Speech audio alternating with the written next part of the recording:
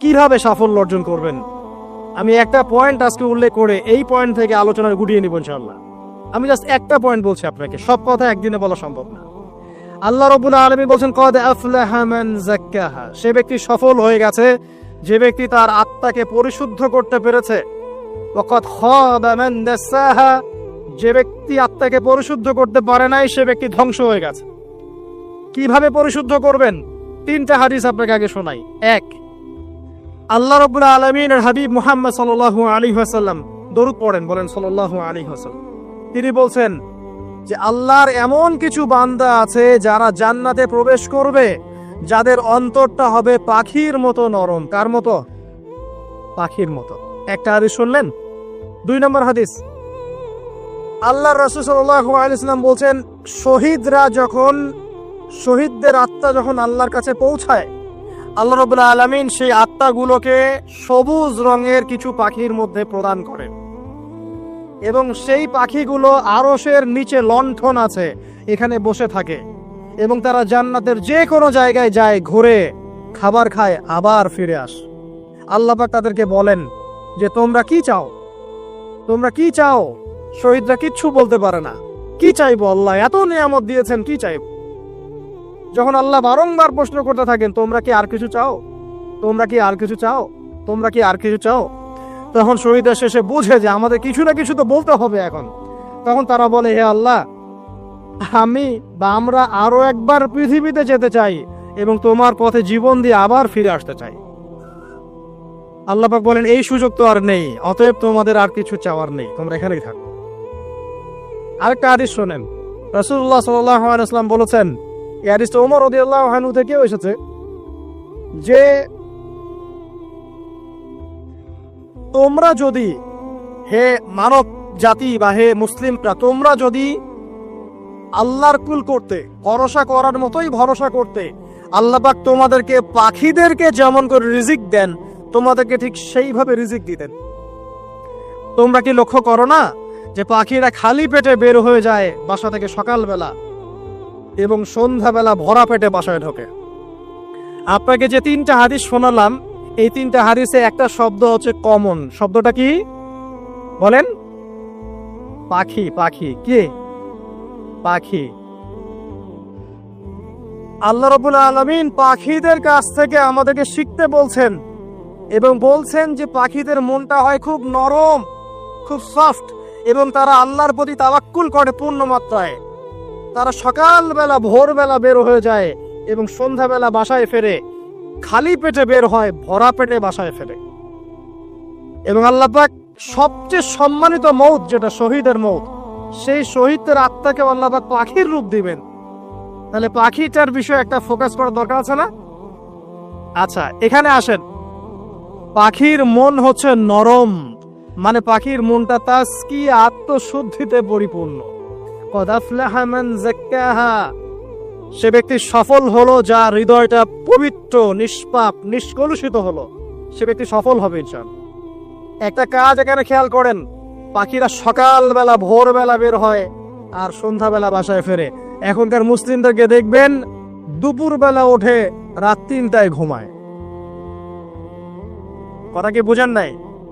পাখির একদম ভোরবেলা উঠে যখন ফজরের আজান দিচ্ছে ঠিক তার আগ মুহূর্তে পাখির কিচিরমিচির শুনছেন, তার মানে নামাজের ওয়াক্ত প্রায় চলে যাচ্ছে, তার মানে তার আল্লাহ পাকের হুকুমের সাথেই জেগে ওঠে, সূর্য ডুবে তারা ডুবে যায়। ঠিক এরকম সুন্নত ছিল নবী সাল্লাল্লাহু আলাইহি ওয়াসাল্লামের এবং সাহাবায়ে কেরামের। আজকে 1400 বছর পর মুসলিম জাতি এই সুন্নাহ ভুলে গেছে। আর আমাদের সুন্নত দেখবেন, যদি কোন রকম উঠেও ফেলি ফজরে, আবার 12টা পর্যন্ত ঘুম, আরো বেশি। আর এই যুব সমাজ যারা আছো তোমরা, কেউই 3টা-4টার আগে ঘুমায় বলে আমার মনে হয় না। অলওয়েজ অনলাইনে পড়ে আছে, টিকটক নিয়ে, ফেসবুক নিয়ে, গার্লফ্রেন্ডের সাথে চ্যাটিং। পাখির মতো হতে পারলে পরে মনটা তো নরম হবে, তারপরে না তাসকিয়া অর্জন হবে। পাখির রুটিনটা কি? ভোরবেলা বের হয় আর সন্ধ্যাবেলা বাসায় ঢোকে। অতএব আমরা যদি রাসূলুল্লাহ সাল্লাল্লাহু আলাইহি ওয়াসাল্লামের সুন্নাহ মতো ওই ভোরবেলা উঠতে পারি আর আর্লি নাইট ঘুমিয়ে যেতে পারি এবং সারাদিন যদি রাসূলের সুন্নাহগুলোর উপর আমল করতে পারি, তাসকিয়া অর্জন হবে ইনশাআল্লাহ। কথা বুঝতে পারছেন? 2, পাখির মতো নরম মন লাগবে। এখনকার আমরা যারা বেঁচে আছে আমাদের মনগুলা কঠিন, কেমন কঠিন? পাথরের মতো কঠিন। আমরা যখন দেখি একটা মাইয়েতকে নিয়ে যাওয়া হচ্ছে জানাজায়, আমাদের কোনো ফিলিংস কাজ করে না। জানাজায় যাচ্ছে, জানাজায় দাঁড়িয়ে মোবাইলটা টিপাটিপি করছে, জানাজার সাথে চলছে, কোনো ফিকির নাই যে এই জানাজা আমার হবে কালকে, ওই মোবাইল টেপাটিপ করছে। আমি এমনও দেখেছি, দাফন করা হলো মাইয়েতকে, দাফন করার পরে চারপাশে মানুষজন জড়ো হয়ে গল্প করছে, ভাই আপনার ওই জমিটার কি খবর, আপনার ওইটার কি খবর, বিজনেস কেমন চলছে, চাকরির কি অবস্থা। এই যে মাইয়াতকে পাশে দাফন করলো, কোনো ফিলিংস নাই, কোনো ফিলিংস নাই। আমি আত্মশুদ্ধির কথা বলছি। আত্মশুদ্ধির জন্য আপনার মনটাকে পাখির মতো সফট নরম করতে হবে। যখন আপনি সফট নরম করবেন এবং আত্মশুদ্ধি অর্জন করবেন, তখন দুই ডানা মেলে আপনি আকাশে উঠতে পারবেন ইনশাআল্লাহ। আত্মশুদ্ধি অর্জন না করতে পারলে ডানা কেটে পড়ে যাবে, তখন আর আকাশে উঠতে পারবেন না। কোন আকাশে? ওই যে শহীদের রূহ যে আকাশে চলে গেছে, ওই আকাশ। অতএব মন কেন কঠিন হলো প্রিয় ভাই? এক নাম্বার কারণ, আমরা শিরকের ভাবে লিপ্ত আছি। এক নাম্বার, শিরকের ভাবে লিপ্ত থাকা অবস্থায় মুসলিমদের মনটা কঠিন হয়ে গেছে। আপনি কি মনে করছেন আমরা শিরক করি না? মুসলিমরাও কবর পূজা করে, দেখবেন মুসলিমরাও দেখবেন অনেক ক্ষেত্রে মাজার পূজা করছে।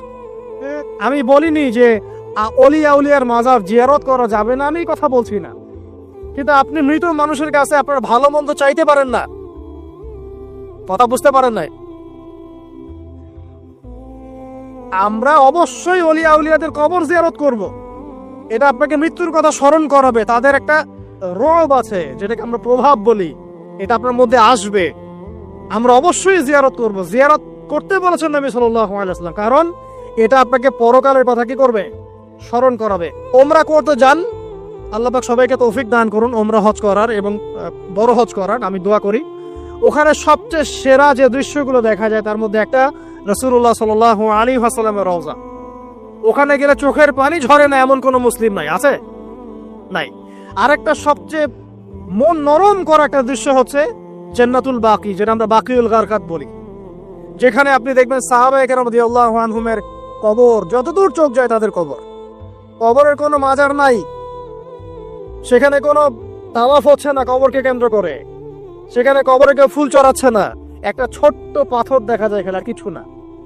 পৃথিবীর সবচেয়ে শ্রেষ্ঠ মানুষগুলো সেখানে শুয়ে আছেন। ওখানে গিয়ে দাঁড়াবেন, দেখবেন নিজেকে তুচ্ছ বলে মনে হবে, মনে হবে আমি এই পৃথিবীতে আর কি করছি, সেরা মানুষগুলি মাটির নিচে, আমি এখানে কি করছি। তো দেখুন প্রিয় ভাইরা, অবশ্যই অলিয়া উলিয়াদের কবর জিয়ারত করবে, কিন্তু মৃত ব্যক্তি আপনার কল্যাণ করতে পারবে? অকল্যাণ করতে পারবে? হ্যাঁ, তারা আল্লাহর কাছে সুপারিশ করতে পারবে আল্লাহ পাক যখন তাদেরকে অনুমতি দিবেন। তারপরে আল্লাহ পাক যখন অনুমতি দিবেন, তখন নবী সাল্লাল্লাহু আলাইহি ওয়াসাল্লাম সুপারিশ করবেন, অলিয়া উলিয়াগণ করবেন, আলেম ওলামা করবেন, শহীদগণ করবেন, হাফেজে কোরআন করবে, অনেকেই করবেন ইনশাআল্লাহ। আল্লাহ পাক আমাদের তাকদীরে এইসব সুপারিশ নসিব করুন বলি না আমি। মুসলিমরা আজকে শিরিক করছে অনেক ক্ষেত্রে। দেখবেন হাতে একটা এই যে বালা পরে আছে, খুলে না। কেন খুলেন না ভাই? বলে যে এটা খুললে যদি রোগ হয়, রোগ দেওয়ার মালিক কে? ওই বালা না আল্লাহ? এই যে আপনার বিশ্বাস জন্মায় নিয়েছে, এই যে বিশ্বাসটা জন্মিয়েছে আপনার হাতের উপরে, এই বালার উপরে, এটাই শিরক, এটাই শিরক।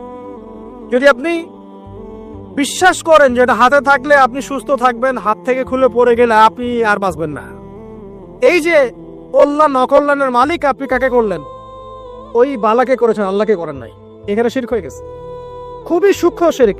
আপনি নামাজ পড়ছেন মনে করেন, এখন কিছু মানুষ আসলো, এখন দেখছেন যে হুজুরটা আমার নামাজ দেখছে, নামাজটা খুব সুন্দর করে পড়ার চেষ্টা করলেন, লম্বা নামাজ, সেজদায় গিয়ে আর উঠছেন না, খুব সুন্দর নামাজ পড়ছেন। এই যে মানুষকে দেখানোর জন্য নামাজটা পড়ছেন, এটা শিরক। এটা কি? এটাও শিরক।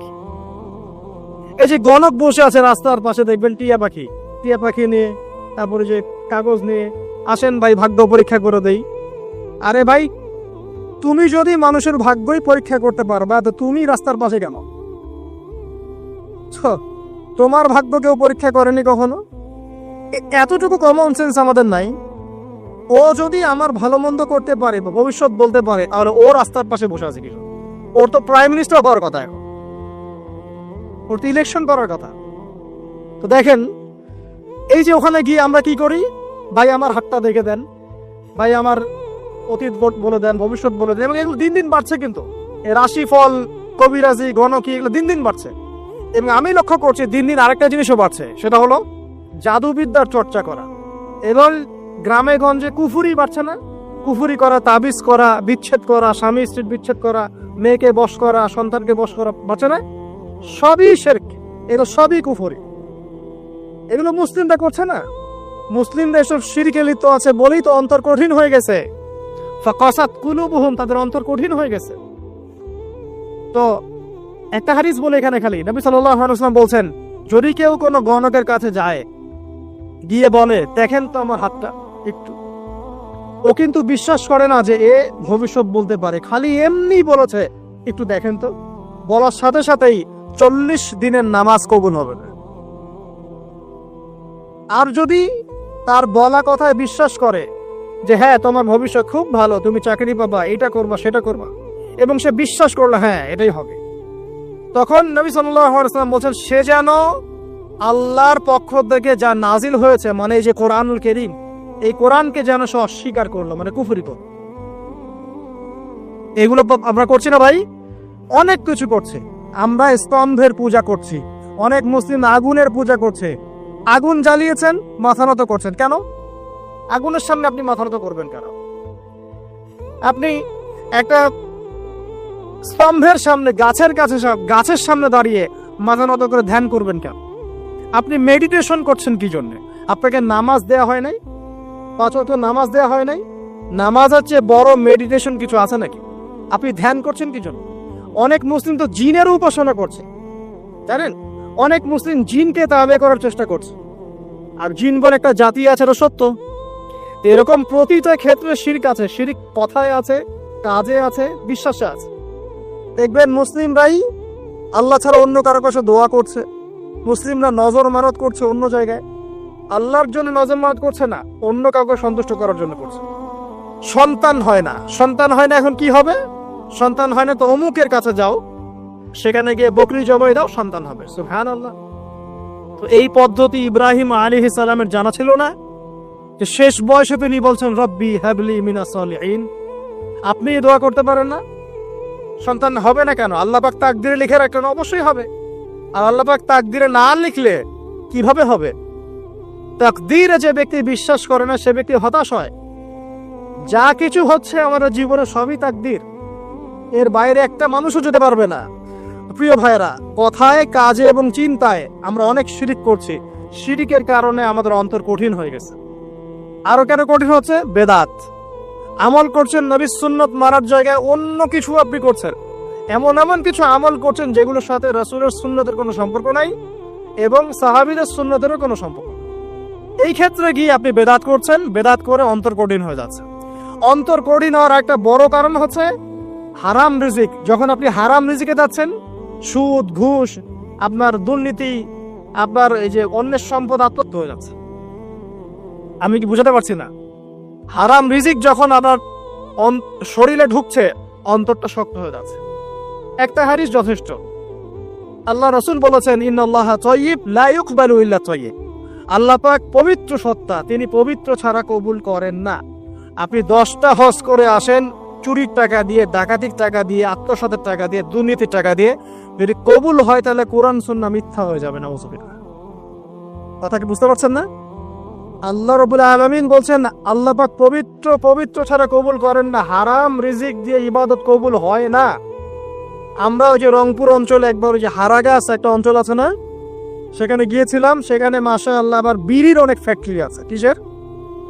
বিড়ি তো হালাল নাকি? তামাক তো হালাল নাকি? তো সেখানে বিড়ি ফ্যাক্টরির অনেক মালিক আছে এবং তারা মসজিদ কমিটির অনেক দায়িত্বপ্রাপ্ত আর কি। মুসলিমদের গায়রত তো এখন নাই, মুসলিমরা এদেরকে আবার মসজিদ কমিটির সদস্যও বানিয়েছে। তো এখন মসজিদ কমিটিতে এসে তার প্রভাবে ইমাম সাহেব টিকতে পারে না। 1-2 বলে নামাজের পর হাত তুলে দোয়া করতে হবে, 2 বলে করা যাবে না। ঠিক আছে? এই নিয়ে ক্যাচাল। এই ক্যাচাল হতে হতে দেখা গেল এক পর্যায়ে মারামারি পর্যন্ত হয়েছে। মসজিদ ভাগ হয়েছে, মারামারিও হয়েছে। তো সেখানে আমাকে দাওয়াত করেছিল যে ওয়াজ করার জন্য। তো দোয়া করার কথা বলছে। তাই আমি বললাম দোয়া করে লাভ কি? দোয়া করলেই বাকি, না করলেই বাকি, রিজিকটাই তো হারাম। আপনি তো তামাকের টাকা খাচ্ছেন, তামাক। আপনি মাদকের টাকা খাচ্ছেন, এটা কি হালাল না হারাম? তো হারাম টাকা দিয়ে হাত তুলে দোয়া করলেই কি না করলেই কি, দোয়া তো উঠছে না উপরে। আগে হারাম রিজিক ছাড়েন, তারপর দোয়া করুন। তো রিজিক হারাম হওয়ার কারণে আমাদের কি হচ্ছে, অন্তরটা কি হচ্ছে ভাই, কঠিন হচ্ছে। ওই পাখির মতো আর মুক্ত আকাশ উঠতে পারবে না। তারপরে সামনে যান, আরো কেন কঠিন হয়, বস্তুবাদিতা, দুনিয়া। সারাদিন দুনিয়ার ফিকির, দুনিয়ার চিন্তা, খাবো কি, করবো কি, ব্যাংক ব্যালেন্স, টাকা পয়সা, স্ট্যাটাস, সারাটা দিন দুনিয়ার দুনিয়া। ঘুম থেকে ওঠা থেকে নিয়ে শুরু করে ঘুমানো পর্যন্ত খালি দুনিয়া। যারা দুনিয়ার নেশায় মত্ত হয়ে আছে, এদের অন্তরটা কঠিন হয়ে যায়। এই অন্তরটা পাখির মতো হতে পারবে না। ঠিক আছে কথা? যারা দুনিয়ার নেশায় মত্ত হয়ে আছেন, এই অন্তরটা কঠিন হয়ে যাবে, পাখির মতো হতে পারবে না। তারপর কি, আরো সামনে যান, দিনই জ্ঞান চর্চা না করা অন্তর কঠিন হওয়ার কারণ। আর কি কারণ, পাপ করা, পাপ। যত বেশি আপনি পাপ করবেন, যত বেশি পর্ন দেখবেন, যত বেশি মাদক খাবেন, যত বেশি জুয়া খেলবেন, যত বেশি অহেতুক সময় নষ্ট করবেন, যত বেশি আপনি অন্যের ক্ষতি করবেন, ঠিক আছে, নিরপরাধ মানুষের উপর নির্যাতন করবেন, যত বেশি আপনি পাপ করবেন, পাপ, এই পাপ করতে করতে করতে মানুষের অন্তর কঠিন হয়ে যায়। ইবনুল কাইয়্যিম রাহিমাহুল্লাহ বলেছেন যে পাপ করতে থাকলে মানুষের অন্তর কঠিন হয়ে যেতে থাকে, এবং ইস্তেগফার আর জিকির করলে গিয়ে মানুষের অন্তর আবার নরম হতে থাকে। পাপের উপর পাপ করতে থাকলে মানুষের অন্তর কঠিন হতে থাকে। এই বিষয়ে রাসূলুল্লাহ সাল্লাল্লাহু আলাইহি ওয়াসাল্লাম বলেছেন, যখন মানুষ একটা পাপ করে কলবের মধ্যে একটা কালো দাগ পড়ে যায়, যখন আরো একটা পাপ করে আরেকটা কালো দাগ পড়ে যায়। এইভাবে যখন পাপ করতেই থাকে তখন পুরো কলবটাই কালিমা পূর্ণ হয়ে যায়। এই অবস্থায় যদি সে তওবা করে, আল্লাহ পাক মাফ করে দিবেন।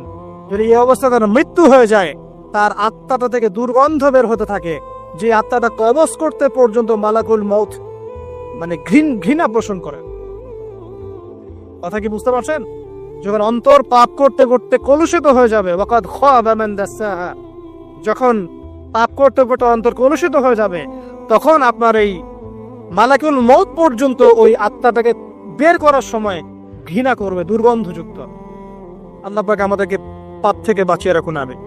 এরকম কিছু কাজ আছে, বস্তুবাদিতা, শিরক, বেদাত, হারাম রিজিক, সারাদিন দুনিয়ার ফিকির নিয়ে থাকা, ঠিক আছে, অন্যের ক্ষতি করা, পাপ কন্টিনিউয়াসলি করতে থাকা, এবং দিন ছেড়ে দেওয়া, দিনের এলেম ছেড়ে দেওয়া, আল্লাহ পাকের আনুগত্য ছেড়ে দেওয়া, এই কাজগুলো করতে থাকলে মানুষের অন্তর কি হয়, কঠিন হয়ে যায়। এখন সলিউশন কি বলেন? 5 মিনিটে আমি সলিউশন বলছি, কেমন করে আপনি এটাকে নরম করবেন আর পরিশুদ্ধতা অর্জন করবেন এবং ওই পাখির মতো মুক্ত আকাশে উড়বেন। কিভাবে বলবো? 1 নাম্বার, অবশ্যই শিরক ত্যাগ করতে হবে। কি করতে হবে? শিরক ত্যাগ করতে হবে, আল্লাহ পাকের তাওহীদের উপর থাকতে হবে। আল্লাহ পাক তৌফিক দান করুন। লং কিছু বলার সময় নেই আমার হাতে, একটা বই বলছি, কিতাবুত তাওহীদ। কি নাম? কিতাবুত তাওহীদ। এই বইটা অনেক ভার্সন বাজারে বের হয়েছে, কিনে দেখবেন শিরক কত প্রকার কি, তাওহীদ কাকে বলে, কত প্রকার কি। যেটা বুঝবেন না, মাদ্রাসা চলে যাবেন, আলেম ওলামার কাছে গিয়ে জিজ্ঞাসা করবেন, হুজুর এটা বুঝি নাই। ঠিক আছে? 1 নাম্বার, শিরক ত্যাগ করতে হবে। 2 নাম্বার, আপনাকে তাওহীদে থাকতে হবে, এটা এক, অন্তর নরম করার কথা বলছে। 2 নাম্বার, সুন্নতের উপর আমল করতে হবে। ওই যে পাখির কথা বললাম, যে সকালবেলা বের হয় আর সন্ধ্যাবেলা কি করে, বাসায় ফেরে, খালি পেটে বের হয়, ভরা পেটে বাসায় ফেরে। তার মানে আমাদেরকেও সকাল সন্ধ্যাটা কাটাতে হবে নবী সাল্লাল্লাহু আলাইহি ওয়াসাল্লামের সুন্নত অনুযায়ী। যখন তিনি ঘুমাতেন তখন ঘুমাবেন, যখন উঠতেন তখন উঠবে, বাকি কাজ যেমন করে করতেন তেমন করে করবে, তখন অন্তর ইনশাআল্লাহ নরম হয়ে যাবে। ঠিক আছে ভাই? 2। 3 নাম্বার, 5 ওয়াক্ত নামাজ জামাতে। নামাজ আপনাকে যে কোনো পাপ থেকে বাঁচাবে ইনশাআল্লাহ। ভাই জেনা করছেন, নামাজ পড়েন, তাও তওবা করে নামাজ পড়েন। আপনি হারাম অ্যাফেয়ার্সে আছেন, হতাশ হবেন না, নামাজ পড়েন। গোনা ছাড়তে পারছেন না, নামাজ পড়েন। সুদ খাচ্ছেন, নামাজ পড়েন। আপনি পতিতালয়ে গিয়েছেন, নামাজ পড়েন। বেপরদা চলছেন, তাও নামাজ পড়েন। আপনি অন্যের হক নষ্ট করেছেন, তাও নামাজ পড়েন। যে পাপই করেছেন, নামাজটা পড়েন। নামাজ আপনাকে সমস্ত পাপ থেকে বাঁচিয়ে রাখবে ইনশাআল্লাহ। ইনশাআল্লাহ আস্তে আস্তে ইনশাআল্লাহ দেখবেন সব পাপ থেকে আপনি দূরে চলে আসছেন ইনশাআল্লাহ তাআলা। 3 নাম্বার নামাজ। 4 নাম্বার, বেশি থেকে বেশি, শোনেন, বেশি থেকে বেশি পরকালের ফিকির করবেন। খালি পরকালের চিন্তা করবেন যে আমাকে মৃত্যুবরণ করতে হবে, কবরে যেতে হবে, পুলসিরাত পার হতে হবে, আল্লাহর সামনে দাঁড়াতে হবে। যত বেশি আপনি আল্লাহর ফিকির করবেন, পরকালের ফিকির করবেন, আপনার মনটা নরম হয়ে যাবে ইনশাআল্লাহ, মনটা শক্ত হবে না। 5 নাম্বার, মানুষের সাথে খুব বেশি মেলামেশা করবেন। মানুষের সাথে খুব বেশি মেলামেশা করলে ইবনুল কাইয়িম রাহিমাহুল্লাহ বলেছেন অন্তর কঠিন হয়ে যায়। কারণ মানুষ আপনাকে গীবত করাবে, হ্যাঁ, মানুষ খারাপ কাজে নিয়ে যাবে, বেফাস কথাবার্তা বলবেন, হয়তো বেফাস কাজ করবেন, ফুজুল কি বাদ করবেন, এগুলো করতে গিয়ে আপনি দেখবেন অন্তর কঠিন হয়ে গেছে। এত বেশি মানুষের সাথে মেলামেশার দরকার নাই, প্রয়োজন যতটুকু অতটুকু করবেন। ঠিক আছে, আল্লাহ পাক তৌফিক দান করুন, আমিন। কয়টা বললাম? 5, 6। আমার সবচেয়ে প্রিয় নসিহত, প্রত্যেক দিন মিনিমাম 1 ঘন্টা করে কোরআন তেলাওয়াত করবেন বুঝে। আমি বলিনি না বুঝে করলে কোনো নেকি হবে না, প্রত্যেক হরফে 10 নেকি হবেই হবে, কিন্তু আপনি করবেন বুঝে ইনশাআল্লাহ। যখন বুঝে আপনি প্রত্যেক দিন 1 পারা করে বা 1 ঘন্টা করে কোরআন তেলাওয়াত করবেন, আপনার কলিজা, আপনার কলব নরম হতে বাধ্য, এবং আপনার অন্তরে আল্লাহ নূর নেমে আসবে ইনশাআল্লাহ। দেখবেন আপনার কলব থেকে সমস্ত এই যে পঙ্কিলতা, কলুষতা ইনশাআল্লাহ চলে যাবে ইনশাআল্লাহ তাআলা। 2টো জিনিস অন্তরকে পবিত্র করে ফেলে, এক হচ্ছে কোরআন তেলাওয়াত, আর এক হচ্ছে বেশি থেকে বেশি আল্লাহর জিকির এবং ইস্তেগফার। তো কোরআন তেলাওয়াত বাড়িয়ে দেন, আল্লাহ পাক সবাইকে কোরআন তেলাওয়াত করার তৌফিক দান করুন, আমিন। যারা শেখেন নাই আজকে ওয়াদা করে যে কোরআন আপনারা বিশুদ্ধ করে পড়া শিখবেন, ওয়াদা করে আগামী রমজান আসার আগেই 1 খতম দেওয়া চাই, পারবেন? এবং কোরআনের চর্চা বাড়িয়ে দিবেন, প্রত্যেক দিন কিছু করেন না করেন কোরআন তেলাওয়াত করতে হবে, ঠিক আছে? আল্লাহ পাক তৌফিক এনায়েত করুন, আমিন। আর বুঝে পড়ার চেষ্টা করবে। একটা সহজ তাফসীর বলে দেই, মারিফুল কোরআন ভাষায় আছে না? মারিফুল কোরআন তাফসীর ইবনে কাসির ভাষায় নাই, জালালাইন ভাষায় নাই, ভাষায় নাই, কিনেন। সারাদিন তো অনেক টাকা পয়সা খরচ করছেন, 3টা তাফসীর কিনেন, জালালাইন কিনেন, মারিফুল কোরআন কিনেন, ইবনে কাসির কিনেন, বাসায় গিয়ে পড়া শুরু করেন। পারবেন না? যে আয়াতটা বুঝবেন না, ওলামা কেরামের কাছে যাবেন, গিয়ে বলবেন হুজুর এটা বুঝি না, বুঝাই দেন। নিজে নিজে ব্যাখ্যা করতে যাবেন না, ব্যাখ্যা করলে দেখবেন এক যে পণ্ডিত বেড়েছে, কিছু পণ্ডিত কোরআন পড়ে বলে কোরআনই মানি হাদিস মানি না, এরকম পণ্ডিত দেখেন নাই? কোরআনই মানি হাদিস আর মানি না, কারণ আল্লাহ নাকি, নাউজুবিল্লাহ, কোরআনে নাকি আল্লাহ পাক হাদিস মানতে বলে নাই, ও নাকি পায় নাই। এই জন্য দেখলাম সুবহানাল্লাহ, নামাজ পড়তেছে, কোরআন থেকে নামাজ পড়তেছে, হাদিসের কোনো হেদায়েত নিবে না। মানে কিরকম যে হাত আবার ঠিকই বাঁধতেছে, হাত বাঁধতেছে, রুকু করতেছে, সেজদা করতেছে, এগুলো আবার কোথায় পাইলো আল্লাহ ভালো জানে। হাত এভাবে বাঁধতেছে, এভাবে হাতটা বাঁধা কোরআনে কোথায় আছে আমি পাইলাম না কোথাও, ঠিক আছে? হাদিস ছাড়া কি এগুলো আসবে? হাত বাঁধলো, সেজদায় গিয়ে সুবহান রাব্বিয়াল আ'লা বলছে না, বলছে আসলামতু লিরাব্বিল আলামিন, এটা কোরআন থেকে বলছে। অথচ নবী সাল্লাল্লাহু আলাইহি ওয়াসাল্লাম হাদিস থেকে বলছেন সুবহান রাব্বিয়াল আ'লা, সুবহুন কুদ্দুসুন রব্বুল মালাইকাতি ওয়ার রূহ, সুবহানাকা আল্লাহুম্মা রাব্বানা ওয়া বিহামদিকা আল্লাহুম্মা ইগফির। এগুলো নাই, ও বলছে আসলামতু লিরাব্বিল আলামিন, মানে কোরআন মানি হাদিস মানি না। এত বেশি পণ্ডিত হওয়ার দরকার নাই, এরা চিচড়া পাকা টাইপের পণ্ডিত। ওমর রাদিয়াল্লাহু আনহুর যুগে বেঁচে থাকলে এদেরকে পিটাই সোজা করে ফেলাইতে। ফাইজলামি শুরু করছে, কোরআন মানি হাদিস মানি না। আল্লাহ পাক কোরআনে বলছে ওয়ামা আতাকুমুর রাসূলু ফাখুযু, রাসূল যা দিয়েছেন তা গ্রহণ করো, ওয়ামা নাহাকুম আনহু ফান্তাহু, রাসূল যা নিষেধ করছেন দূরে থাকো। রাসূল যা দেন সেটা হাদিস না, রাসূল যা দেন সেটা সুন্নাহ না, সুন্নাহ তো সে মানেই না, আলটিমেটলি সে কোরআনই মানে না। তো আসল কথা হচ্ছে এইসব ফিতনা থেকে বেঁচে থাকবেন, কোরআন তেলাওয়াত বাড়িয়ে দেন। কয়টা বলছি? 5টা, 6টা। 7 নাম্বার, বেশি থেকে বেশি ইস্তেগফার সারাদিন পড়বেন, আস্তাগফিরুল্লাহ ওয়া আতুবু ইলাইহি, আস্তাগফিরুল্লাহ ওয়া আতুবু ইলাইহি, আস্তাগফিরুল্লাহাল্লাযী লা ইলাহা ইল্লা হুয়াল হাইয়ুল কাইয়্যুম ওয়া আতুবু ইলাইহি। প্রত্যেকদিন পড়তে হবে 100 বার করে। কতবার করে? 100 বার। 8 নাম্বার, বেশি বেশি আল্লাহর জিকির, চলতে ফিরতে জিকির, সুবহানাল্লাহ, আলহামদুলিল্লাহ, লা ইলাহা ইল্লাল্লাহ, আল্লাহু আকবার, লা হাওলা ওয়ালা কুওয়াতা ইল্লা বিল্লাহ। বলবেন হাসবুনাল্লাহু ওয়া নি'মাল ওয়াকিল, ঠিক আছে? সুবহানাকা আল্লাহুম্মা রাব্বানা ওয়া বিহামদিকা আল্লাহুম্মা ইগফিরলি, সুবহানাল্লাহি ওয়া বিহামদি আদাদা খালকি ওয়া রিদা নাফসি ওয়া জিনাতা আরশি ওয়া মিদাদা কালিমাতি। যত জিকির আছে সব করবে, জিকির বাড়াবেন, যত জিকির বাড়াবেন অন্তর পরিশুদ্ধ হবে ইনশাআল্লাহ আযজা ওয়া জাল। কয়টা বলছে? 8। আর 2টা বলি 9। অন্যের হক নষ্ট করবেন না, অন্যের হক নষ্ট করলেই মন কঠিন হয়ে যাবে। অন্যের হক নষ্ট করবেন না, বরং মানবতার কল্যাণে কাজ করেন। যে কাজগুলো মানব সেবামূলক সেগুলো করেন। রক্তদান কর্মসূচি করেন, গাছ লাগান, এতিমের মাথায় হাত বোলান, বিধবার খোঁজ খবর নেন, ঠিক আছে, মেয়েদের সেলাই মেশিন কিনে দেন, মানুষের উপকারে কাজ করেন। দেখবেন আপনার মনটা নরম হয়ে যাবে ইনশাআল্লাহ। যার মন নরম এবং যার মনের মতো সততা আছে, আল্লাহ পাক ইনশাআল্লাহ সেখানে অবশ্যই হেদায়েত ঢালবে ইনশাআল্লাহ।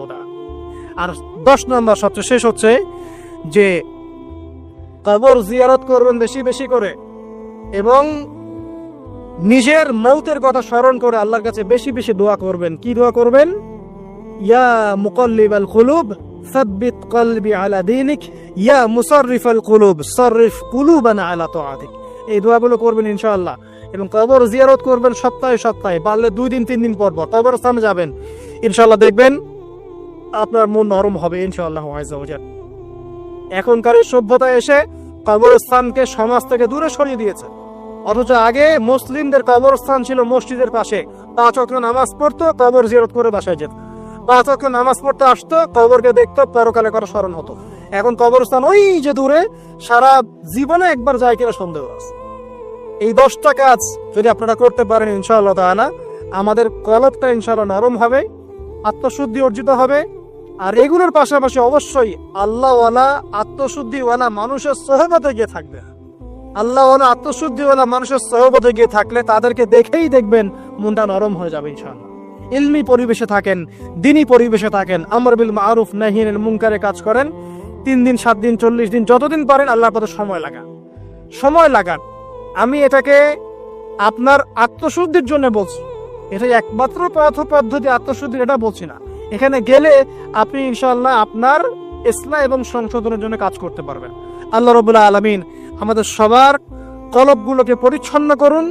আল্লাহ পাক আমাদের সবাইকে শিরকের পথ থেকে বাঁচিয়ে রাখুন, হৃদয় কঠিন হওয়া থেকে বাঁচিয়ে রাখুন। আল্লাহ পাক আমাদেরকে বেশি থেকে বেশি কোরআন তেলাওয়াত করার তৌফিক দান করুন, দ্বীনি জ্ঞান চর্চা করার তৌফিক দান করুন। আল্লাহ পাক আমাদের সবাইকে হারাম রিজিক, জেনা, সুদ, ঘুষ থেকে বাঁচিয়ে রাখুন।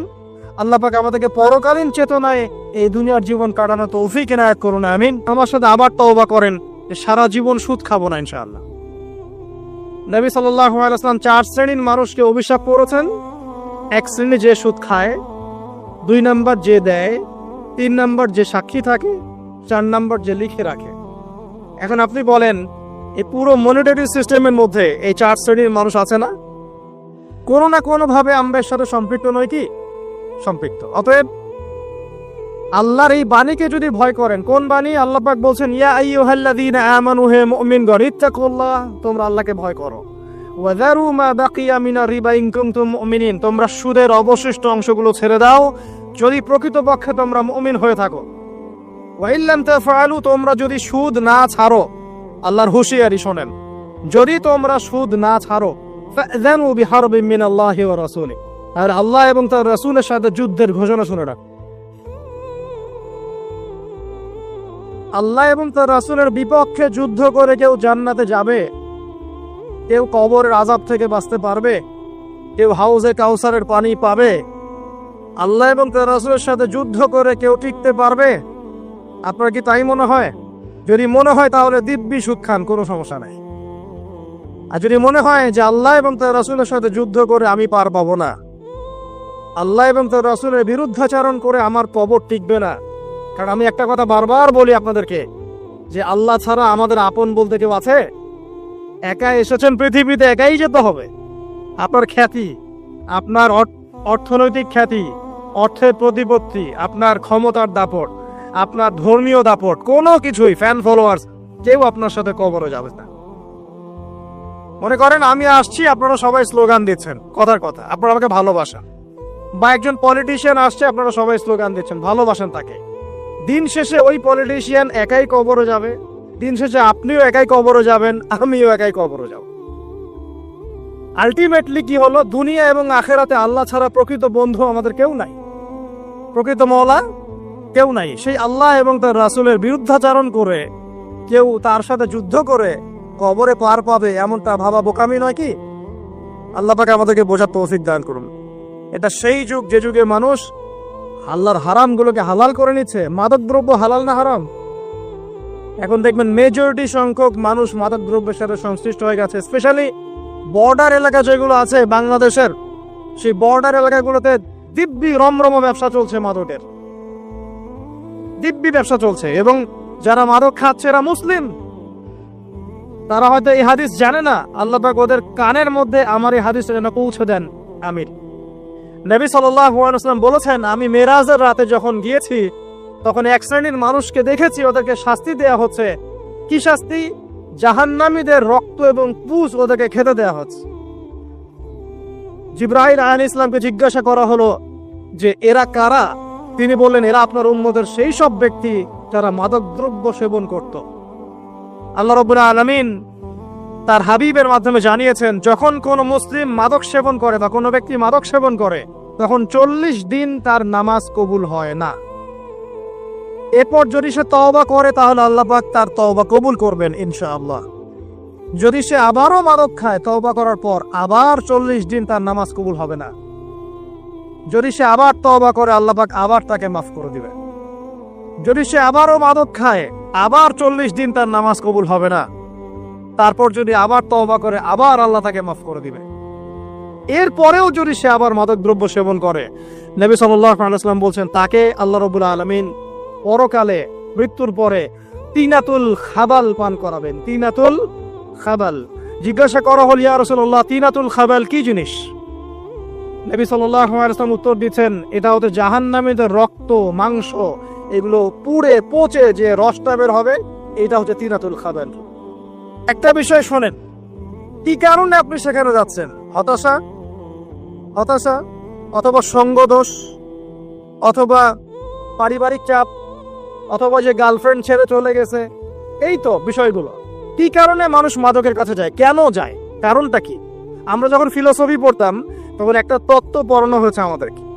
তত্ত্বটার নাম হচ্ছে কার্যকারণ তত্ত্ব। মানে প্রত্যেকটা কাজের পিছনে একটা কারণ থাকে, ঠিক আছে? এই যে মুসলিমরা নামাজ পড়ে কেন? আল্লাহর জন্য। মুসলিমরা যাকাত দিবে কেন? আল্লাহকে সন্তুষ্ট করার জন্য। মুসলিমরা প্রতিটা কাজ কেন করে? পরকালের স্বার্থে। পরকালের স্বার্থ নাই, আমি নাই। যে কাজে পরকালের স্বার্থ নাই সে কাজে মুসলিমরা নাই। এই প্রতিটা কাজের পিছনে একটা কারণ থাকে। দেখবেন কেন সে সুদ খাচ্ছে? তার পরিবারের স্বার্থে। কেন সে ঘুষ নিল? তার ছেলে মেয়ের উন্নয়নের জন্য। কেন সে দুর্নীতি করছে? বিকজ সম্পত্তি অর্জন করে সে তার ভবিষ্যৎ প্রজন্মকে সিকিউর করতে চায়। কেন সে মাদক খেলো? ওই যে গার্লফ্রেন্ড ছেড়ে চলে গেছে তাই। কেন মাদক খেলো? ওই যে এক বন্ধু মাদক খায়, সে ডাকছে, আয় একটা টান দে, সঙ্গদোষ। কেন সে মাদক খেলো? পরিবারের চাপ, হতাশা। কেন মাদক খাচ্ছে? চাকরি পায় না, বেকার, মাদক খাচ্ছে। মানে মেন্টাল চাপগুলো নিতে পারছে না, সে মাদক খাচ্ছে।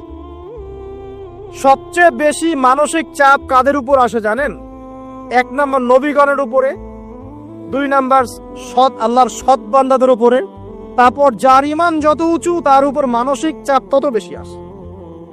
এখন যদি মানসিক চাপের সলিউশন মাদকই হবে, তাহলে আমাদেরই মাদক খাওয়া দরকার ছিল, নাউজুবিল্লাহ। আর আমরা যে পরিমাণ মানসিক চাপ ফেস করি এটা চিন্তাই করতে পারবেন না। যে যত বড় দায়িত্বশীল, যারা পলিটিশিয়ান, ওদেরকে জিজ্ঞাসা করবে তারা কি পরিমাণ মানসিক চাপ নিয়ে ঘোরে। আপনার কাছে মনে হচ্ছে যে একটা ক্ষমতা পেয়েছেন, খুব মানে উনি অনেক বড় ক্ষমতাধর, উনি অনেক ভালো আছেন, উনি মোটেই ভালো নাই। ওনাকে জিজ্ঞাসা করেন, উনি মোটেই ভালো নাই।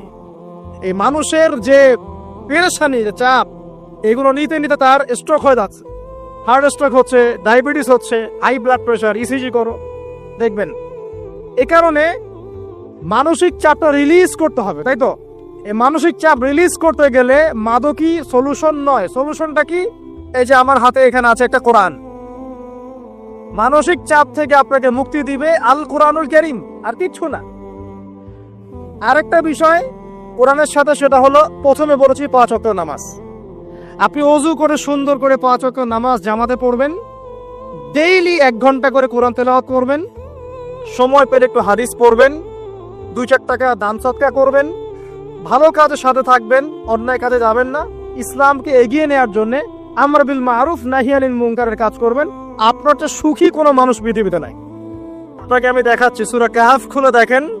যুলকারনাইন একজন বাদশা, তিনি মাশরিক মাগরিব সব জয় করেছেন, মানে পূর্ব পশ্চিম পুরোটাই তার রাজত্ব। এত দাপট ছিল সেই বাদশার যে যেদিক দিয়ে যাবে সেনাবাহিনী নিয়ে সেদিকটাই জয় করে ফেলবে, সুবহানাল্লাহ। এবং তিনি উদ্ধত অহংকারী ছিলেন না, তিনি আল্লাহর অনুগত বান্দা ছিলেন।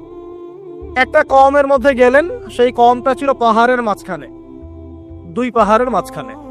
এখন ওই কওম তাকে বলছে, ইয়া যুলকারনাইন, হে যুলকারনাইন, ইন্না ইয়াজুজ ওয়া মাজুজ মুফসিদুনা ফিল আরদ।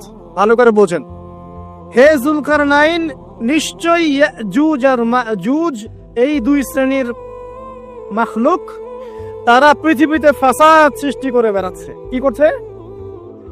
সারা পৃথিবীতে ফাসাদ সৃষ্টি করে বেড়াচ্ছে। ফাহাল নাজআলু লাকা খরজান আলা আন তাজআলা বাইনানা ওয়া বাইনাহুম সাদ্দা। হে যুলকারনাইন, আমরা কি আপনাকে ট্যাক্স দিব, কর দিব, যে আপনি ওদের আর আমাদের মাঝখানে একটা প্রাচীর নির্মাণ করে দিবেন, যে ওরা আমাদের কাছে আর আসতে পারবে না? কারা এটা? ইয়াজুজ আর মাজুজ। এই ইয়াজুজ আর মাজুজকে যুলকারনাইন আলাইহিস সালাম তিনি প্রাচীর নির্মাণ করে দিলেন লোহা এবং এই যে তামা দিয়ে। এরপর তারা আর ওই কওমের ক্ষতি করতে পারলো না। কিয়ামতের আগে আগে তারা বের হয়ে আসবে এবং সারা বিশ্বে ফাসাদ সৃষ্টি করবে। এখনো তারা বের হয়ে আসছে, আমি সেটা বলছি না, কিন্তু এখন পুরো বৈশ্বিক প্রেক্ষাপটে যারা বিশ্বে ফাসাদ সৃষ্টি করে বেড়াচ্ছে, এদের মধ্যে এই ইয়াজুজ মাজুজের খাসলত আছে, চরিত্র আছে। আর আমরা কি করছি ভাই? আমরা শুধু কাজ যতটুকু না করছি তার চেয়ে বেশি আমরা আয়ু আশা শোডাউন করছি। দেখেন, বেশিরভাগ মানুষ আমাদের নামাজের খবর নাই, বেশিরভাগ মানুষ তাজকিয়া আত্মশুদ্ধির খবর নাই, ভালো আলেমের কাছে এসে পড়ে থাকবে কোনো খবর নাই, কোরআন পড়া শিখবে এসবের খবর নাই। যেগুলো করলে কোনো সমস্যা হয় না বা অল্প পরিশ্রমে করা যায়, ওই যে ঘরের মধ্যে শুয়ে শুয়ে ফেসবুকে 2 লাইন লেখা যায়, খুব সহজ, লিখলেন আবার শুয়ে গেলেন, কোনো সমস্যা নাই। কোনো কনস্ট্রাকটিভ সুদূর প্রসারী কাজ আমাদের হচ্ছে না। যেটা হচ্ছে এটা প্রয়োজনের তুলনায় নিতান্তই নগণ্য। এই কারণে আমাদের যারা দিন, আমরা যারা বুঝি, যাদের মধ্যে ইসলামের চেতনা আছে, ইসলামকে ভালোবাসি, আমরা যারা চাই দিন এগিয়ে যাক, আমাদের কনস্ট্রাকটিভ কাজ করতে হবে, মানে সুদূর প্রসারী কাজ করতে হবে। শৈথিল্যতাবাদীও হবেন না, আবার চরমপন্থীও হবেন না, মধ্যমপন্থী হয়ে ইসলামকে, কোরআনকে এবং হাদিসকে হাতে নিয়ে উম্মার ঐক্যের স্বার্থে, দেশ জাতি জনগণের ঐক্যের স্বার্থে এগিয়ে যান। আল্লাহ পাক আপনাদের হাতকে শক্তিশালী করুন, দোয়া করি। এখানে খুবই স্মার্ট হতে হবে এবং বেসিক কাজগুলো খুব বেশি করে করতে হবে। বেসিক কাজ কি ভাই? বেসিক কাজ হচ্ছে আপনার নামাজ, বেসিক কাজ আপনাকে কোরআন শিখতে হবে, বেসিক কাজ আপনাকে আরবি শিখতে হবে, বেসিক কাজ আপনি যেখানে পড়াশোনা করছেন এই পড়াশোনা করে ওই জ্ঞানটাকে দিয়ে ইসলামের খেদমতে আপনাকে কল্যাণে কাজ করতে হবে। বেসিক কাজ যেখানে আপনাকে আল্লাহ পাক দায়িত্ব দিবেন সেখান থেকেই আপনাকে দিনের খেদমত করতে হবে। ডক্টর হন, দিনের খেদমত করেন, ইঞ্জিনিয়ার হন, দিনের খেদমত করেন, পলিটিশিয়ান হন, কোনো আপত্তি নাই, আমরা আপনাকে ভোট দিব ইনশাল্লাহ, আমরা আপনাকেই ভোট দিব ইনশাল্লাহ। আপনি ওখানে গিয়ে দিনের খেদমত করেন, আল্লাহ পাক তৌফিক দান করুন। কথা কি বুঝতে পারছেন? ইসলাম ক্ষমতা জোর করে আদায় করে নেওয়ার জন্য আসে নাই। আবু যার রাদিয়াল্লাহু আনহু কি বলছেন জানেন? আবু যার রাদিয়াল্লাহু আনহুকে নবী সাল্লাল্লাহু আলাইহি ওয়াসাল্লাম বলছেন, আবু যার, তুমি দায়িত্ব চেয়ে নিও না, কারণ যদি তুমি দায়িত্ব চেয়ে নাও তখন আল্লাহর পক্ষ থেকে তোমাকে সাহায্য করা হবে না, আর যদি মানুষ তোমাকে দায়িত্ব দেয় আল্লাহ তোমাকে সাহায্য করবে ইনশাআল্লাহ। কত চমৎকার সিস্টেম ইসলামে। আর এখন আমরা কি করি? আমাকে দেন, ও ভালো না আমি ভালো, ওরা সব খারাপ আমি ভালো। বুঝতে পারছেন না কিয়ামতের মাঠে কি কঠিন হিসাবটা দিতে হবে। আল্লাহ পাক আপনাদেরকে বোঝার তৌফিক দান করুন। এগুলো কল্যাণকর নয়, আপনার জন্য অকল্যাণ হতে পারে। তবে হ্যাঁ, যদি আপনার মধ্যে ঈমান থাকে, আপনার মধ্যে যোগ্যতা থাকে, অবশ্যই আপনি দায়িত্ব চেয়ে নেবেন এবং ইনশাআল্লাহ তখন আমরা আপনাকে দায়িত্ব দিব, আমরা আপনাকে ভোট দিব, আপনি জনগণের শাসন কার্য পরিচালনা করবেন, আল্লাহ আপনার হাতকে শক্তিশালী করবেন ইনশাআল্লাহ। আল্লাহ পাক আমাদের নিচু থেকে উঁচু মহলের সবাইকে হেদায়েত দান করুন, দোয়া করি আমি। ইসলাম কারো শত্রু নয়। মুসলিমের রক্ত ঝরানোর জন্যে, কল্লা কাটার জন্য আমরা কিন্তু পৃথিবীতে আসি নাই। আমরা আমাদের আসল শত্রুদেরকে চিনতে ভুল করেছি, এই কারণে আমরা আপোষে হানাহানি কাটাকাটির মধ্যে লিপ্ত আছি। এই যে সামনে যে কি হবে আল্লাহ ভালো জানেন। দেখবেন কত মানুষ যে মুসলিম মারামারি করে মারা যাবে, আল্লাহ ভালো জানেন। এইগুলো কাম্য নয়। আল্লাহ পাক আমাদেরকে বোঝার তৌফিক দান করুন। দেখুন ভাই, এই যুগের কথা বলতে গিয়ে এখানে আসলাম। ওই যে যুলকারনাইন যে ইয়াজুজ মাজুজের কথা বললো, এখনকার বিশ্ব যারা পরিচালনা করে দেখবেন তাদের মধ্যে ফাসাদ সৃষ্টি করাটাই খাসলতটা থেকেই গেছে, সারা বিশ্বে এরা ফাসাদ সৃষ্টি করছে। আমি কিন্তু বলিনি এরাই ইয়াজুজ মাজুজ, কথাকে আবার অন্যদিকে নিয়ে যায় না, আমি কিন্তু এই কথা বলি নাই। আমি বলছি তাদের মধ্যে এই চরিত্র দেখা যায়। এই যুগ সেই যুগ যখন আপনি মাদককে হালাল করে নিচ্ছেন, রিবাকে হালাল করে নিচ্ছেন, বেহায়াপনাকে হালাল করে নিচ্ছেন, কাপড় খোলাকে হালাল করে নিচ্ছেন। আপনি মুসলিম হয়েও দেখবেন শিরকে লিপ্ত আছেন, সুন্নতে লেবাস আছে কিন্তু আকীদার মধ্যে বেদাত থেকে গেছে। আপনি মুসলিম হয়ে হালাল হারাম রিজিকে পরোয়া করছেন না, দিনের বেসিক জিনিসগুলো শিখছেন না। আল্লাহ পাক এই যুগের ফিতনাগুলো থেকে আমাদের মুসলিমদেরকে হেফাজত করুন, আমিন। কিভাবে সাফল্য অর্জন করবেন, আমি একটা পয়েন্ট আজকে উল্লেখ করে এই পয়েন্ট থেকে আলোচনার গুটিয়ে নিব ইনশাআল্লাহ। আমি জাস্ট একটা পয়েন্ট বলছি আপনাকে, সব কথা একদিনে বলা সম্ভব না। আল্লাহ রাব্বুল আলামিন বলেন ক্বাদ আফলাহা মান যাক্কাহা, সে ব্যক্তি সফল হয়ে গেছে যে ব্যক্তি তার আত্মাকে পরিশুদ্ধ করতে পেরেছে। ওয়া ক্বাদ খাবা মান দাসাহা, যে ব্যক্তি আত্মাকে পরিশুদ্ধ করতে পারে নাই সে ব্যক্তি ধ্বংস হয়ে গেছে। কিভাবে পরিশুদ্ধ করবেন, তিনটা হাদিস আপনাকে আগে শোনাই। এক, আল্লাহ রাব্বুল আলামিনের হাবিব মুহাম্মদ সাল্লাল্লাহু আলাইহি ওয়াসাল্লাম দরুদ পড়েন, বলেন সাল্লাল্লাহু আলাইহি ওয়াসাল্লাম। তিনি বলছেন যে আল্লাহর এমন কিছু বান্দা আছে যারা জান্নাতে প্রবেশ করবে, যাদের অন্তরটা হবে পাখির মতো নরম। কার মতো? পাখির মতো। একটা হাদিস শুনলেন। দুই নম্বর হাদিস, আল্লাহর রাসূল সাল্লাল্লাহু আলাইহি ওয়াসাল্লাম বলছেন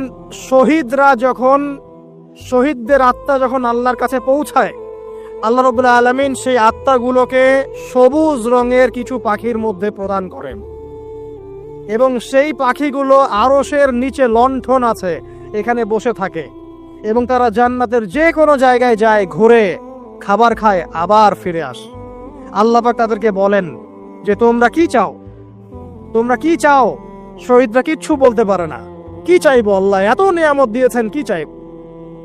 যখন আল্লাহ বারংবার প্রশ্ন করতে থাকেন তোমরা কি আর কিছু চাও, তোমরা কি আর কিছু চাও, তোমরা কি আর কিছু চাও, তখন শহীদরা শেষে বুঝে যে আমাদের কিছু না কিছু তো বলতে হবে এখন।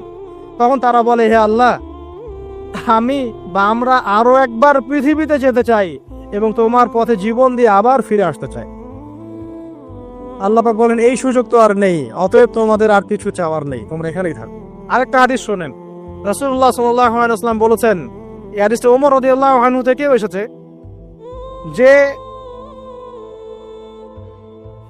তোমরা যদি, হে মানব জাতি বা হে মুসলিমরা, তোমরা যদি আল্লাহর কুল করতে, ভরসা করার মতোই ভরসা করতে, আল্লাহ পাক তোমাদেরকে পাখিদেরকে যেমন করে রিজিক দেন তোমাদেরকে ঠিক সেইভাবে রিজিক দিতেন। তোমরা কি লক্ষ্য করো না যে পাখিরা খালি পেটে বের হয়ে যায় বাসা থেকে সকালবেলা এবং সন্ধ্যাবেলা ভরা পেটে বাসায় ঢোকে? আপনাকে যে তিনটা হাদিস শোনালাম, এই তিনটা হাদিসে একটা শব্দ হচ্ছে কমন। শব্দটা কি বলেন? পাখি। পাখি কে? পাখি। আল্লাহ রাব্বুল আলামিন পাখিদের কাছ থেকে আমাদেরকে শিখতে বলছেন এবং বলছেন যে পাখিদের মনটা হয় খুব নরম, খুব সফট, এবং তারা আল্লাহর প্রতি তাওয়াক্কুল করে পূর্ণ মাত্রায়। তারা সকালবেলা ভোরবেলা বের হয়ে যায় এবং সন্ধ্যাবেলা বাসায় ফেরে, খালি পেটে বের হয়, ভরা পেটে বাসায় ফেরে। এবং আল্লাহ পাক সবচেয়ে সম্মানিত মৌত যেটা শহীদের মৌত, সেই শহীদের আত্মাকে আল্লাহ পাক পাখির রূপ দিবেন। তাহলে পাখিটার বিষয়ে একটা ফোকাস করার দরকার আছে না? আচ্ছা, এখানে আসেন। পাখির মন হচ্ছে নরম, মানে পাখির মনটা তাজকিয়া, আত্মশুদ্ধিতে পরিপূর্ণ। ক্বাদ আফলাহা মান যাক্কাহা, সে ব্যক্তি সফল হলো যার হৃদয়টা পবিত্র, নিষ্পাপ, নিষ্কলুষিত হলো, সে ব্যক্তি সফল হবে ইনশাআল্লাহ। একটা কাজ এখানে খেয়াল করেন, পাখিরা সকালবেলা ভোরবেলা বের হয় আর সন্ধ্যাবেলা বাসায় ফেরে। এখনকার মুসলিমদেরকে দেখবেন দুপুরবেলা ওঠে, রাত 3টায় ঘুমায়। কথা কি বুঝেন নাই? পাখির একদম ভোরবেলা উঠে যখন ফজরের আজান দিচ্ছে ঠিক তার আগ মুহূর্তে পাখির কিচিরমিচির শুনছেন, তার মানে নামাজের ওয়াক্ত প্রায় চলে যাচ্ছে, তার মানে তার আল্লাহ পাকের হুকুমের সাথেই জেগে ওঠে, সূর্য ডুবে তারা ডুবে যায়। ঠিক এরকম সুন্নত ছিল নবী সাল্লাল্লাহু আলাইহি ওয়াসাল্লামের এবং সাহাবায়ে কেরামের। আজকে 1400 বছর পর মুসলিম জাতি এই সুন্নাহ ভুলে গেছে। আর আমাদের সুন্নত দেখবেন, যদি কোনো রকম উঠেও ফেলি ফজরে, আবার 12টা পর্যন্ত ঘুম, আরো বেশি। আর এই যুব সমাজ যারা আছো তোমরা, কেউই 3টা-4টা টাকা ঘুমায় বলে আমার মনে হয় না। অলওয়েজ অনলাইনে পড়ে আছে, টিকটক নিয়ে, ফেসবুক নিয়ে, গার্লফ্রেন্ডের সাথে চ্যাটিং। পাখির মতো হতে পারলে পরে মনটা তো নরম হবে, তারপরে না তাস্কি অর্জন হবে। পাখির রুটিনটা কি? ভোরবেলা বের হয় আর সন্ধ্যাবেলা বাসায় ঢোকে। অতএব আমরা যদি রাসূলুল্লাহ সাল্লাল্লাহু আলাইহি ওয়াসাল্লামের সুন্নাহ মতো ওই ভোরবেলা উঠতে পারি আর আর্লি নাইট ঘুমিয়ে যেতে পারি এবং সারাদিন যদি রাসূলের সুন্নাহগুলোর উপর আমল করতে পারি, তাস্কি অর্জন হবে ইনশাআল্লাহ। কথা বুঝতে পারছেন? 2, পাখির মতো নরম মন লাগবে। এখনকার আমরা যারা বেঁচে আছি আমাদের মনগুলা কঠিন। কেমন কঠিন? পাথরের মতো কঠিন। আমরা যখন দেখি একটা মাইয়াতকে নিয়ে যাওয়া হচ্ছে জানাজায়, আমাদের কোনো ফিলিংস কাজ করে না। জানাজা যাচ্ছে, জানাজায় দাঁড়িয়েও মোবাইলটা টিপাটিপি করছে। জানাজার সাথে চলছে, কোনো ফিকির নাই যে এই জানাজা আমার হবে কালকে, ওই মোবাইল টিপাটিপি করছে। আমি এমনও দেখেছি, দাফন করা হলো মাইয়াতকে, দাফন করার পরে চারপাশে মানুষজন জড়ো হয়ে গল্প করছে, ভাই আপনার ওই জমিটার কি খবর, আপনার ওইটার কি খবর, বিজনেস কেমন চলছে, চাকরির কি অবস্থা। এই যে মাইয়াতকে পাশে দাফন করলো, কোনো ফিলিংস নাই, কোনো ফিলিংস নাই। আমি আত্মশুদ্ধির কথা বলছি। আত্মশুদ্ধির জন্য আপনার মনটাকে পাখির মতো সফট নরম করতে হবে। যখন আপনি সফট নরম করবেন এবং আত্মশুদ্ধি অর্জন করবেন, তখন 2 ডানা মেলে আপনি আকাশে উঠতে পারবেন ইনশাআল্লাহ। আত্মশুদ্ধি অর্জন না করতে পারলে ডানা কেটে পড়ে যাবে, তখন আর আকাশে উঠতে পারবেন না। কোন আকাশে? ওই যে শহীদের রূহ যে আকাশে চলে গেছে, ওই আকাশ। অতএব মন কেন কঠিন হলো প্রিয় ভাই? 1 নাম্বার কারণ, আমরা শিরকের পাপে লিপ্ত আছি। 1 নাম্বার, শিরকের পাপে লিপ্ত থাকা অবস্থায় মুসলিমদের মনটা কঠিন হয়ে গেছে। আপনি কি মনে করছেন আমরা শিরক করি না? মুসলিমরাও কবর পূজা করে, দেখবেন মুসলিমরাও দেখবেন অনেক ক্ষেত্রে মাজার পূজা করছে। আমি বলিনি যে অলিয়া উলিয়ার মাজার জিয়ারত করা যাবে না, আমি কথা বলছি না, কিন্তু আপনি মৃত মানুষের কাছে আপনার ভালো মন্দ চাইতে পারেন না। কথা বুঝতে পারেন না? আমরা অবশ্যই অলিয়া উলিয়াদের কবর জিয়ারত করব। এটা আপনাকে মৃত্যুর কথা স্মরণ করাবে। তাদের একটা রব আছে, যেটাকে আমরা প্রভাব বলি, এটা আপনার মধ্যে আসবে। আমরা অবশ্যই জিয়ারত করব। জিয়ারত করতে বলেছেন নবী সাল্লাল্লাহু আলাইহি ওয়াসাল্লাম, কারণ এটা আপনাকে পরকালের কথা কি করবে?